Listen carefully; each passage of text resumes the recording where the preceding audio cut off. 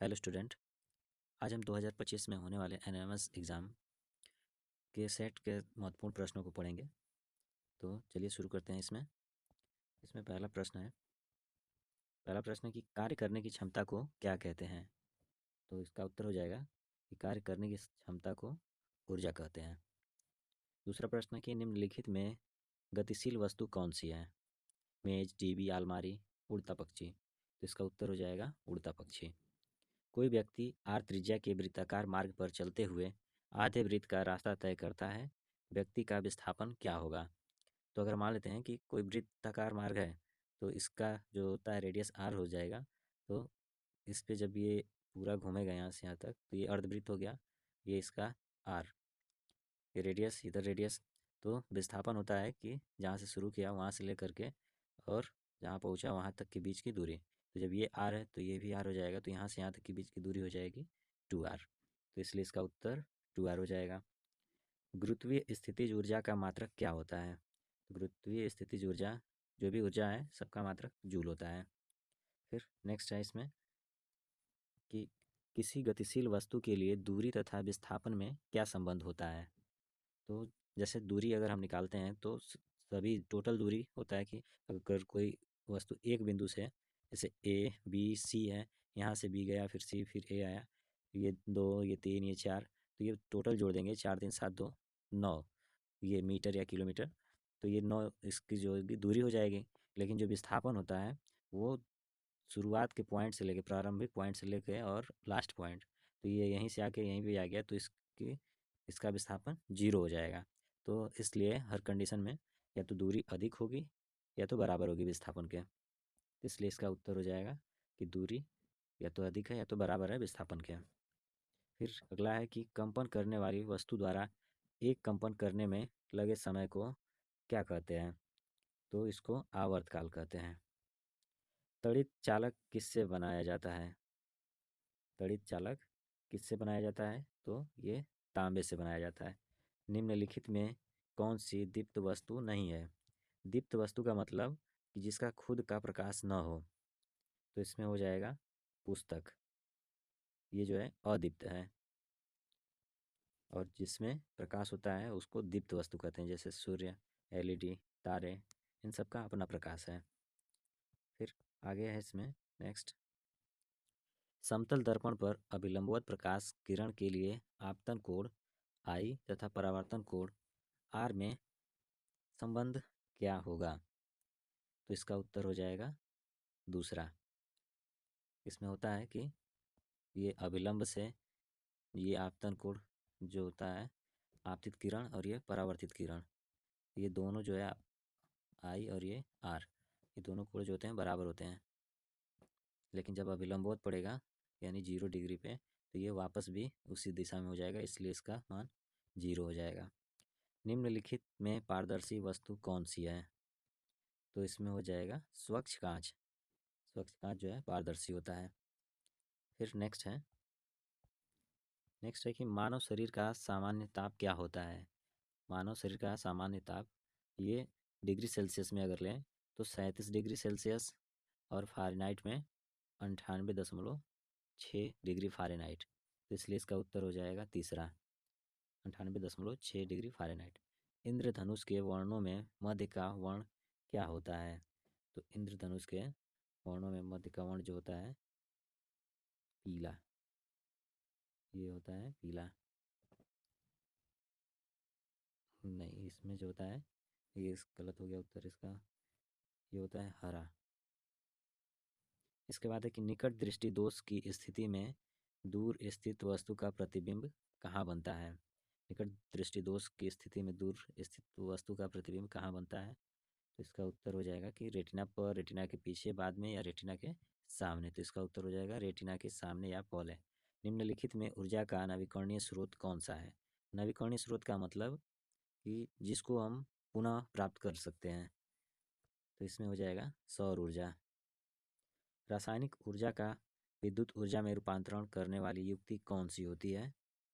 तो रासायनिक ऊर्जा को विद्युत ऊर्जा में जो बदलता है उसको हम लोग कहते हैं विद्युत सेल।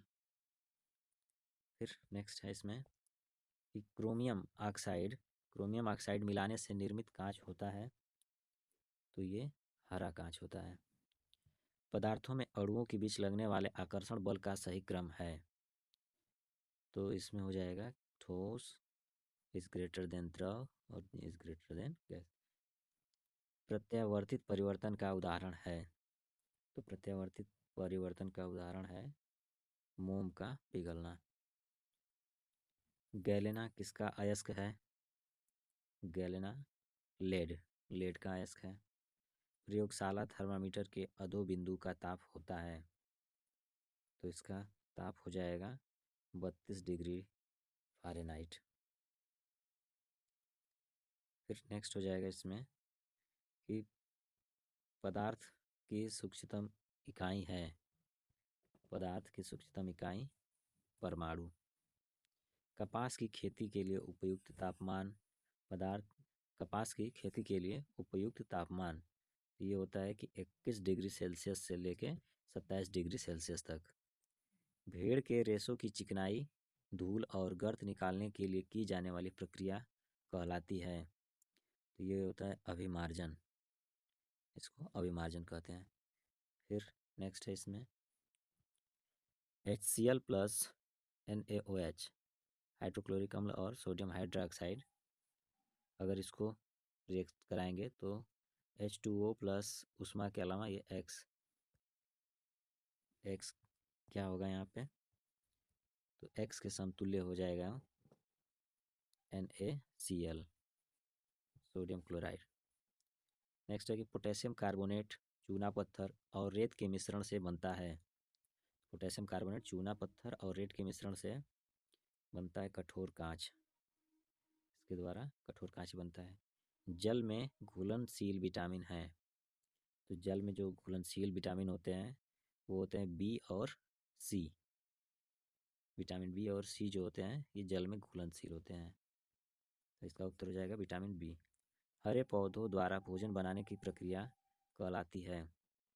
हरे पौधों द्वारा भोजन बनाने की प्रक्रिया प्रकाश संश्लेषण। लार में पाए जाने वाला एंजाइम है, तो ये होता है टाइलिन। इसके बाद पक्षियों में उत्सर्जी पदार्थ होता है, पक्षियों में उत्सर्जी पदार्थ होता है यूरिक अम्ल। पक्षियों में उत्सर्जी पदार्थ होता है यूरिक अम्ल। अपुष्पीय पौधा है, तो अपुष्पीय पौधा हो जाएगा फर्न। मानव में कुल हड्डियां पाई जाती हैं 206। एक लिंगी पुष्प पाया जाता है, तो ये होता है पपीता में।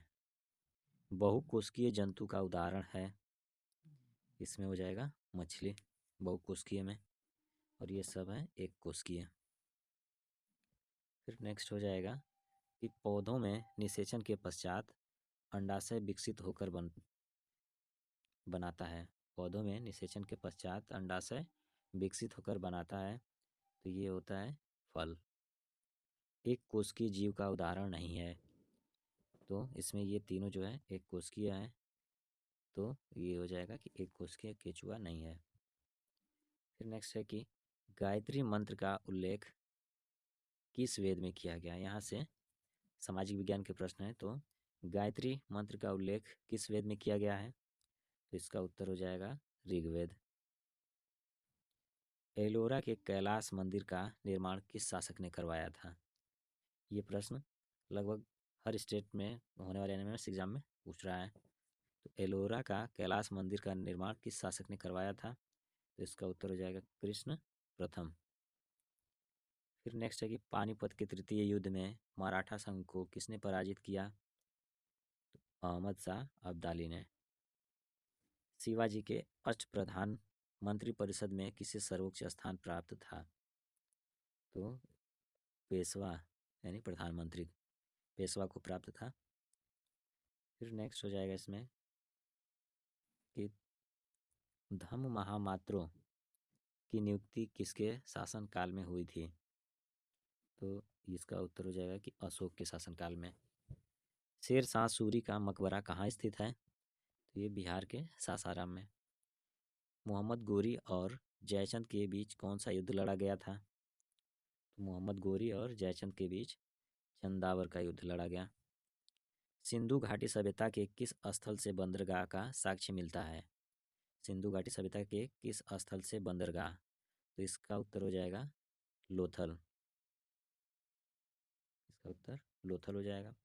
नेक्स्ट है कि कोलंबस किस देश का निवासी था? तो कोलंबस ये जो है स्पेन का निवासी था। फिर नेक्स्ट इसमें हो जाएगा रामकृष्ण मिशन की स्थापना किसने की? तो स्वामी विवेकानंद ने रामकृष्ण मिशन की स्थापना की। भारत में सत्याग्रह आंदोलन किसने चलाया? तो सत्याग्रह आंदोलन महात्मा गांधी ने चलाया। तहकीक-ए-हिंद के लेखक हैं अलबरूनी। फिर नेक्स्ट है कि निम्नलिखित में से कौन दिल्ली सल्तनत का अंतिम वंश था? तो अंतिम वंश हो जाएगा लोधी वंश। ये दिल्ली सल्तनत का अंतिम वंश है, लोधी वंश। बाबर द्वारा किस भाषा में तुजुके बाबरी लिखी गई थी? तुजुके बाबरी किस भाषा में लिखा गया था? तो इसका उत्तर हो जाएगा तुर्की में। फिर आगे है कि हर्षवर्धन हर 5वें साल दान समारोह का आयोजन कहाँ करता था? तो हर्षवर्धन ये प्रयागराज में हर 5वें साल दान समारोह का आयोजन ये जो है प्रयागराज में करता था। किन शैलों में जीवाश्म नहीं पाए जाते हैं? तो इसका उत्तर हो जाएगा आग्नेय शैलों में। इनमें से कौन सी एक रबी की फसल है? तो रबी की फसल हो जाएगी चना। निम्नलिखित में से कौन सा एक गैर परंपरागत ऊर्जा का स्रोत है? गैर परंपरागत यानी नॉन कन्वेंशनल एनर्जी। तो इसका उत्तर हो जाएगा भूतापीय, जिसको नवीकरणीय ऊर्जा भी कहते हैं। गैर परंपरागत को नवीकरणीय, रिन्यूएबल रिसोर्सेज। उत्तर प्रदेश में कालीन उद्योग के लिए प्रसिद्ध जिला है? तो भदोही। कालीन उद्योग के लिए भदोही प्रसिद्ध है। फिर नेक्स्ट है इसमें कि पृथ्वी पर मूलतः एक ही विशाल भूखंड था जिसे कहते हैं पैंजिया। निम्नलिखित में से कौन सी धारा ठंडी नहीं है? तो इसका उत्तर हो जाएगा ब्राज़ील की धारा। ब्राज़ील की धारा जो है ये ठंडी नहीं है। नरौरा परमाणु ऊर्जा केंद्र किस राज्य में स्थित है? तो नरौरा परमाणु ऊर्जा केंद्र ये उत्तर प्रदेश में स्थित है। बलित पर्वत का उदाहरण है? बलित पर्वत का उदाहरण तो हिमालय बलित पर्वत का उदाहरण है। फिर नेक्स्ट है इसमें भारत में मानसून की उत्पत्ति निम्नलिखित पवनों में से किसके द्वारा होती है?